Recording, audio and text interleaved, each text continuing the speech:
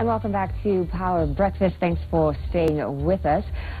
This next segment is going to be talking about Dial a Pad. I've got the innovators behind the product here in studio, and we're going to be addressing feminine hygiene and menstrual health needs and how they have gone about creating a product that addresses those needs. So I'll have both of you introduce yourselves and tell us what role you play in your company. We'll start right here. Yeah. Hi. So my name is Linda Kimeu. I am the co-founder of Dial a Pad. So what I play, the role I play in the company, it's more of CEO, COO. We overlap because we're two co-founders. Yeah, so that's me. And this is your sister? Yeah, this is my sister, Faith. Okay, go ahead and introduce yourself. So my name is Faith Kimeu. The sister, obviously. As she said, we do overlap the roles, kind of, but yeah, we're the co-founders of Dial a Pad. Okay, well, thank you so much for being here. Perhaps we can start with a little bit of background of what you do. When was your company established, and what need did you see that you needed to fill in the market? Okay, so when we started Dial a Pad, it actually started from the hand washing program we had initiated in schools. So while we were doing the tours in the public primary schools, we realized these girls need more help than just hand washing. They need menstrual hygiene, they need access to these sanitary products in a safe and dignified way. So that's when we decided, well, Menstrual Hygiene Day, May 28th is coming up, we should do something about this. So we decided, okay, we'll organize. We'll marshal our friends. We did raise like 1,000 pads to the schools. And then thereafter, we went home. We were like, yes, we've done it. What next? Yeah. Does it mean next month when we won't bring our donations, they won't have their periods? They still have their periods, but they won't have a safe way of handling their periods. That's how Dial a Pad started. So you mentioned you had a hand washing program that you were involved in previously. I'd like to hear more about like sort of your backgrounds and what drew you into serving these young schoolgirls in that way. So we started at a time where only 1% of Kenyans washed their hands with soap. So this was in 2012, according to UNICEF. So at the time, I was doing my undergrad in biochemistry, and she was still doing her undergrad in religion. So one day we were home, and the kid had a diarrhea. So we were like, so what do we do? Freak out mode. She's always diarrheaing, touching dirty stuff. So I decided, I've done biochem. I can easily make soap. So that day I made soap, and we washed the toys' hands. So we kept it going. And then we decided going to public schools, because they're way underserved in terms of hygiene, in terms of even water. So we decided to take it now to the biggest school we knew then, Kariobangi South Primary School. Wow, interesting. So out of necessity, you started the hand washing program. The hand washing program led to you dealing in feminine hygiene as well. Talk to us about the software and the technical aspects of this before we get to the actual dispensers. So where did you begin with that? So after the Menstrual Hygiene Day, actually Linda, when we were outside the Kariobangi school gate, she was like, you guys, we're a group of like 10 ladies. Let's do an app for these girls. So people obviously were like, that's crazy. What? Well, I would never do that. But I was like, yeah, let's do an app. But they can't afford. Let's also think about something else that will complement that. So from there, we went home, didn't have money, but decided, okay, we'll do this. We drafted up the app, started pitching on shows.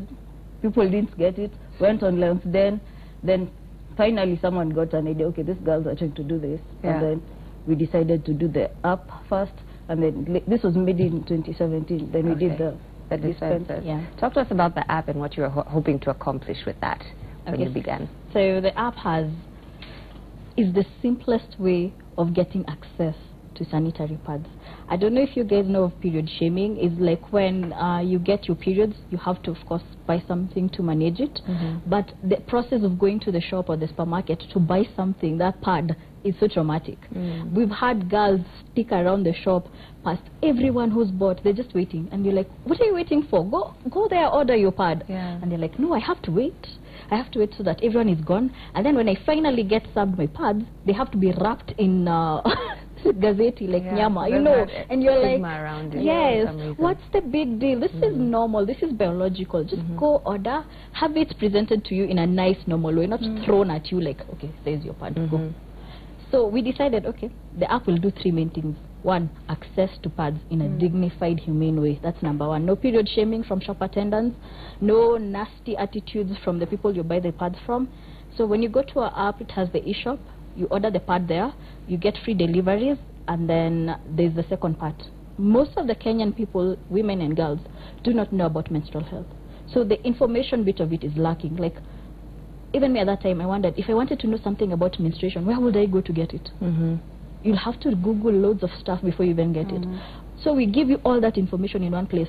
Anything you want to know about menstruation, it's in the app. It's in the resource center.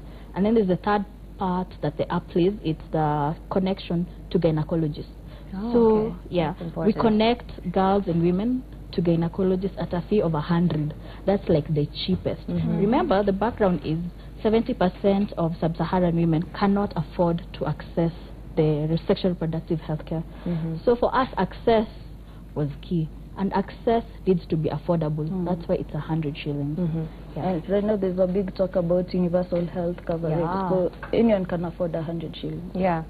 So in terms of, you talked about that's the e-shop where you can order the pads and have them delivered to you. Where in Kenya do you deliver? So right now we are in Nairobi. We've set distribution points in the CBD and Eastlands where we stay. So of course we're planning to scale to other counties perhaps, but yeah, we are in Nairobi. Yeah, and I know your target originally started with schoolgirls, but it's expanded, I can imagine, from that to just any woman who needs these facilities can access the app. Definitely. Your app is the first of its kind in Google Play Store?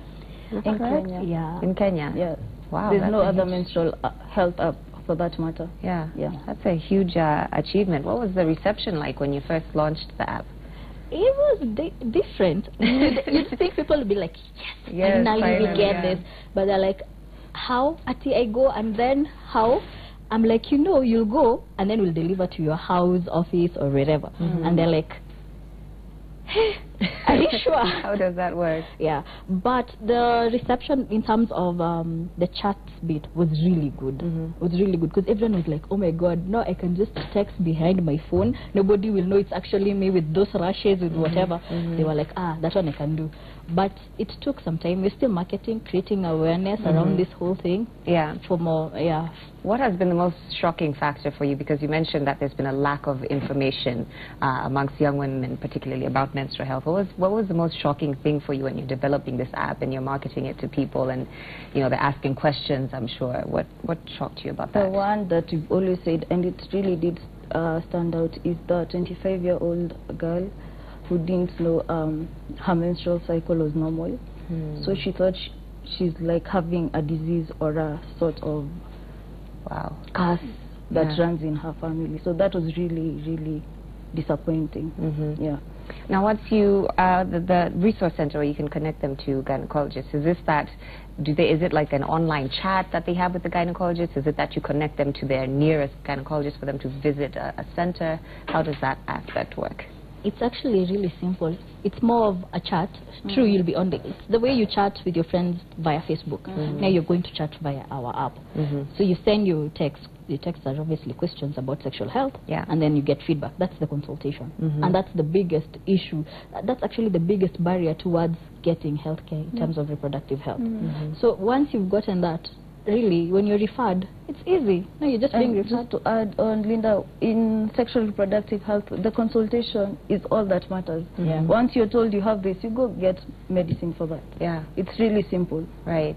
And what has been the reception of the medical community of you know, I'm sure you've had to approach, you know, various gynecologists and doctors and people sort of to partner with you on this. What has been their response? So we approached the biggest referral hospital in Kenya, which is Kenyatta. And the prof there was very receptive, the youth center. So we're still finalizing that so that we have a proper infrastructure and a way people can just access this. Absolutely. So then you said in last year is when you came up with the dispensers. Talk to us about that. So this was after we went to some pitching session in technology, and we just had the idea, but God works in ways we cannot understand. So we met with our lead product developer back in 2015. So we approached him and told him, we have this idea. We want to dispense pads. Oh, and by the way, for school-going girls, it's not vending, it's non-vending. Okay, whereby non-vending, the president signed the bill into law where it's required now to provide school-going girls with free sanitary towels. So what happens is, instead of this coin acceptor you're seeing, there'll be just chip like an ATM. You swipe with a card. We're giving these kids cards such that you swipe once per month, you get your pad. So this what this does is it creates accountability. Okay. Yeah. Okay. Interesting. So talk to us about how you said there's vending and non-vending. Yeah. So how do the vending ones work? So this vending we're planning to put in public spaces, obviously. Your building, if you have a building, if you're working, you can advocate even here, advocate for one. So it really is simple, if I can demonstrate. Yeah, sure, go ahead. So you interact with the machine. It will actually tell you, press to start. So that's what I'll do. And then I want normal. There's a choice of normal or maxi. Each pad is 10. You're told... The 10 shillings? Yeah. Okay. How many pads? 1. So you're told to pay 10 shillings. So this will... Okay, that happens. And then you wait to pick your pad. Okay. Yeah. As simple as that. So And you can see it's just been dispensed there. One pad is 10 shillings. But you can go as low as 5 for go areas where they can't really afford. Low Mandela. And this is powered, obviously. Yes. How secure is this device? So what you're seeing here is a prototype. It's actually cardboard. Yeah. But of course, we're planning to work with the Juakali sector. We don't want to go to China. We want to do it locally because we have people who want jobs. So we'll do it with the Juakali. This will be a metal casing, of course, for security reasons. And also there's an option for battery. So you don't have to worry about the electricity. And solar, And solar as well. Can be solar powered. Wow, you guys have thought of everything, it would seem. So who are you said you're targeting, what, offices, hospitals, restaurants? I mean, who are you hoping will see this today and contact you? We're actually hoping that the Council of Governors would see this today and contact us. One, because the kids will be back to school after April. So we can do the piloting and the fitting in the schools during the holidays so that when they come back to school, it's ready to use. And then for areas where, sadly, the girls do not have access to panties, we have pads that, you can just wear like a normal panty, but you don't need a panty to wear the pad. So we'll also be dispensing those. So for them, they need to just come out and reach out to us, help us install these machines in schools to ensure that all the girls have access to uninterrupted education. You don't want to see girls missing school because of periods. So this is a really, really easy solution for that. Yeah. So is it a matter of the school heads themselves contacting you and saying, we want these dispensers in our schools? Can you come and distribute the cards, as you said, the non-vending cards that girls can just use? Actually, it's better off when it comes from the counties. Right. From the counties. Like, they'll know, because the machine isn't free. So the school heads may not have much to say because the budget is really limited. So from the county trickling down to the school, that will work. Even in terms of accountability, who wants the data? It's not the school head, it's the ministry, it's the counties, for them to see how the girls are progressing. So this machine will allow us to dispense the pads, but also give us the data that you need to show the trends, where the girls are actually going to school, where they're not, how has their performance been affected because of fitting the pad dispenser in the school. Right. So I'm just listening to your story and from where you all started, as a charitable measure of let's get our friends together, contribute, give pads out to girls, and then you found that that wasn't enough. And then transitioning now into the app and into the dispensers. Neither of you had a background in technology, correct? you were studying biochem. So, I mean, how did you sort of establish that vision of we are going to impact so many more people if we take this route of technology? I mean, was there fear there? Was there, we might not know how to go about it? That's a good question. The truth is, every business right now in the world, you need technology. It's true. Whether it's M-Pesa, you need technology. And the thing for us is, there's no monopoly of knowledge. You might have diverse backgrounds, but there's no monopoly whatsoever of knowledge. So when we met our friend and we knew he could do this, it was easy to think of it was really, it came naturally. This guy is a genius in that, let's give him the work. Yeah. Also, I think it's important to have crazy ideas. It's important The to crazier have the crazy better. ideas. Because we got a lot of no's. People are like, you guys are mad. Yeah. Get off stage. This won't work. And we were like, okay, we are mad. We'll do this. We'll show you. In fact, at the time we were pitching, people couldn't understand how you'll use a motorbike to deliver a pad. Now everyone is doing it. Yeah. Yeah. So, I mean, what kept you going with those no's? Because, you know, we meet different innovators here who come through Power Breakfast and share their technology and things with us. But I think there's a lot of no involved before you get to the yes. So what sustains you in that period of time? You cry through it, of course, but at the end of the day, the vision that you have, that latter thing that when, for real, at night you're thinking, this is where we want. And we remind ourselves every day, this is where we want. Now it looks shaky, but this is where we want to go. So that keeps us moving. Yeah. Can I just say something? God is faithful. Yes. He is very faithful. Because at the time you have the crazy idea, you think, whoa, this How do I one. start? You're just not seeing the steps. You're just not seeing how it will work. But he will line you up with people who will actually take you a step further. And the thing about skills, even the tech person, you may have the skills, but you'll need a crazy person with the idea who will help you. Okay, this is the crazy idea. This is where we want to go. Perfect. So connect the dots. Yeah. But we thank God. We thank God. Yeah. And how big is the team that you're working with right now? You've talked about having friends who were familiar with tech, but how big is your team other than the two of you? So we have a business developer. We have the techie who has a team who does the techie, and then we have another techie for the app. Okay. And then we have a finance person and a lawyer. For someone who might be watching you guys this morning and thinking, I would like to partner with these ladies, or I'd like to get to know more and see how I can contribute to this cause, how can they do that? So obviously you can reach us through our social media platforms. Should we share our number online? Yeah, you can. Okay, you can also reach us on 0711 596697 and also on our email, but you just give us a call. So your social media platforms are? Dial-A-Pad across. Okay. And also the app, if someone is wanting to download the app on Play Store? Yeah, you can get it on Play Store, definitely. Yeah. Still Dial-A-Pad. One question I'm sure viewers might have, is there a minimum amount for delivery required if I'm ordering? That's a good question.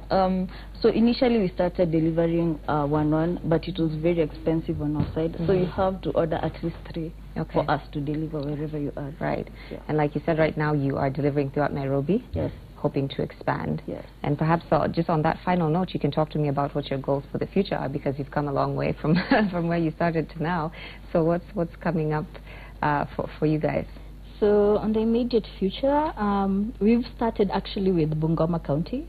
We're piloting 9 schools, but we want to go to the next number of schools. Okay. In Nairobi County also. I don't know, I should do a shout out to the Nairobi guys. To the Nairobi County guys, they have like 220 public primary schools. We want in on that. So we want to start with at least 5 within, say, May, and maybe expand to, 50, 100 to 20. Also, that's it in terms of our pad dispensers. But in terms of our app, we foresee our downloads increasing exponentially by the time we're in our last quarter to say 4,000 downloads. Wow. Yeah. 4,000 paying customers. Yeah. Okay. All right. Well, thank you so much for being here. You guys are doing incredible work, and I can't wait to see how much more you grow. I'm sure you've inspired other innovators in whatever field that they are undergoing to go ahead and follow their dreams and have crazy ideas, right? And I think stay crazy. And I think the most important thing, as you said, no girl should have to miss school because of their period. So this is very important work that you're doing, that young girls should have uninterrupted access to their education as well. I've been talking to the innovators behind Dial-A-Pad, a product addressing feminine hygiene and menstrual needs amongst Kenyan women.